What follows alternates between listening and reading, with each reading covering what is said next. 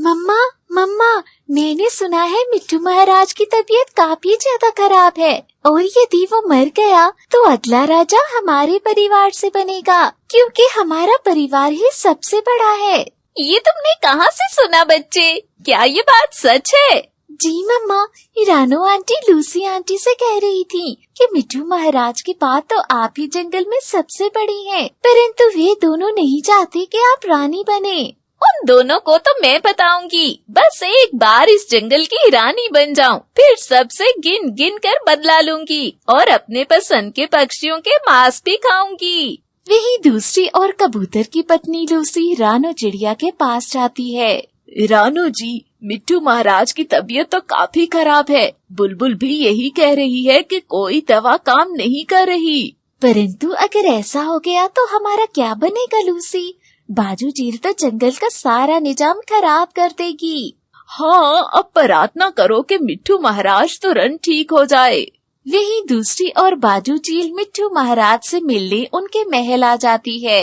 मिट्ठू जी, ऊपर वाला आपको तुरंत ठीक कर दे। आप बहुत अच्छे हैं, परंतु आपको कुछ हो गया तो मैं भी जंगल को ऐसे ही रखूंगी जैसे आप रखते थे, क्योंकि आपके जाने के बाद तो मैं ही रानी बनूंगी। चील जी, आप चिंता ना करो, मैं आज बहुत बेहतर महसूस कर रहा हूँ। बुलबुल की दवा से काफी आराम है।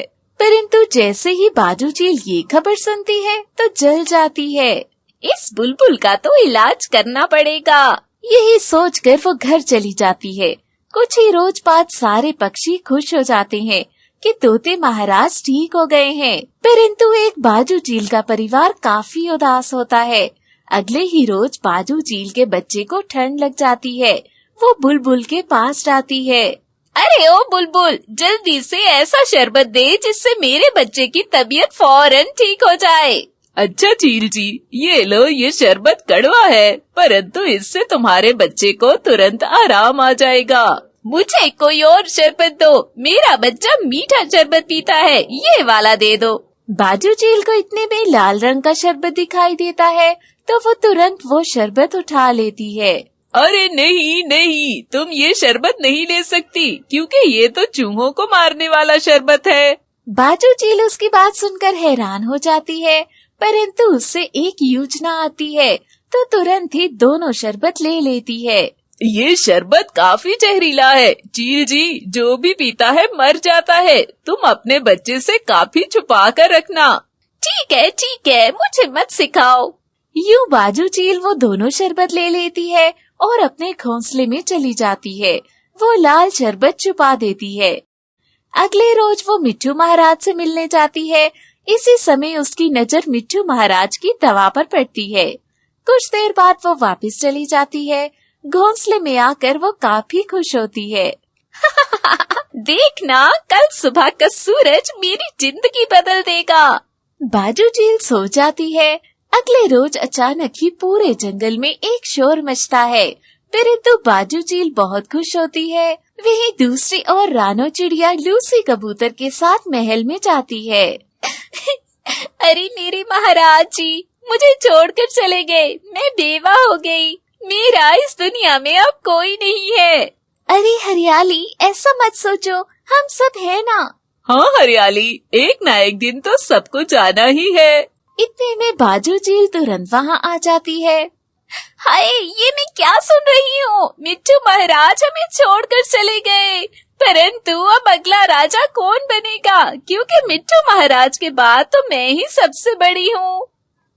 बाजू चील की बात सुनकर रानो और लूसी एक दूसरे को देखने लगती हैं, परंतु वो कुछ भी नहीं कर पाई और इसी तरह सब पक्षियों ने फैसला किया कि बाजू चील को रानी बना दिया जाए।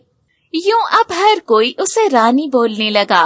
बाजू चील खुश हो गई थी। वो उस महल में आ गई और हरियाली रानो चिड़िया के साथ रहने लगी, परंतु अब हर कोई रानी चील से डरता है। और फिर एक रोज, इधर आओ रानो और लूसी, चलो अपनी रानी के पैर दबाओ।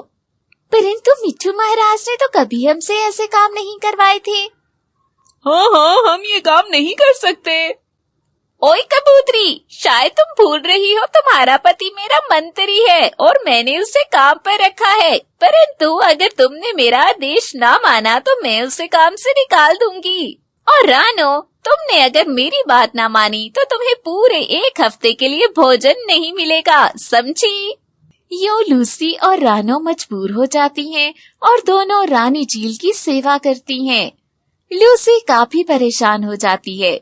वो अपने पति के पास जाती है। सुनिए जी, आप ये काम छोड़ दें। मैं तो कहती हूँ हमें ये जंगल छोड़ देना चाहिए। चुप करो, ये शब्द दोबारा जुबान से ना निकालना। देखो, इतने ज्यादा पैसे हैं हमारे पास, ये इसी कारण है कि मैं रानी चील का मंत्री हूँ, इसीलिए चुपचाप रानी चील का आदेश मानो।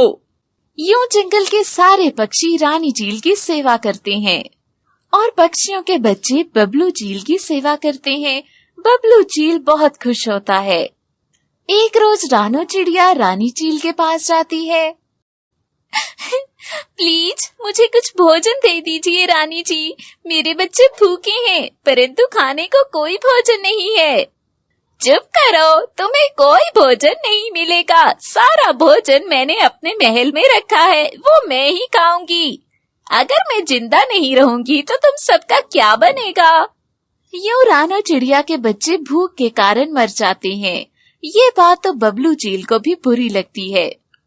मम्मा, मम्मा, आपको ऐसा नहीं करना चाहिए था। रानो आंटी के बच्चे मर गए हैं। ऊपर वाला आपको माफ नहीं करेगा।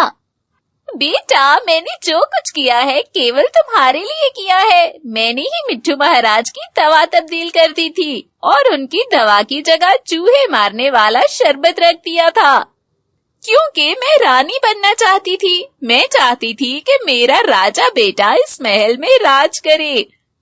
रानी चील जैसे ही ये सारी बात अपने बच्चे को बताती है, वहीं दूसरी ओर कबूतर चुपकर ये बातें सुन लेता है।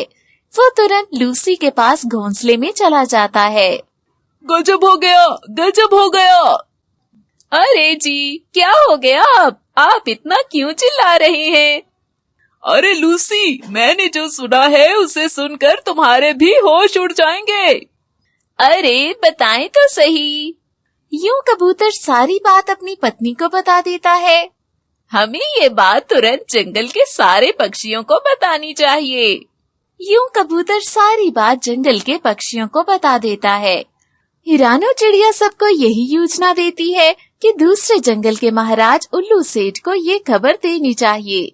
यूं रानो चिड़िया उल्लू सेठ के पास जाती है। उल्लू जी, अब आप ही बताएं, मुझे न्याय कैसे मिलेगा? मेरे दोनों बच्चे केवल उस दुष्ट चील के कारण मर गए हैं। रानो बेटा, मजबूत बनो, मैं अभी पुलिस के पास उस महल जाता हूँ। और इस तरह उल्लू की मदद से बाजू चील को कैद हो जाती है। सभी पक्षी काफी सोच विचार करते हैं। इस तरह वो कबूतर को राजा और लूसी को जंगल की रानी बना देते हैं।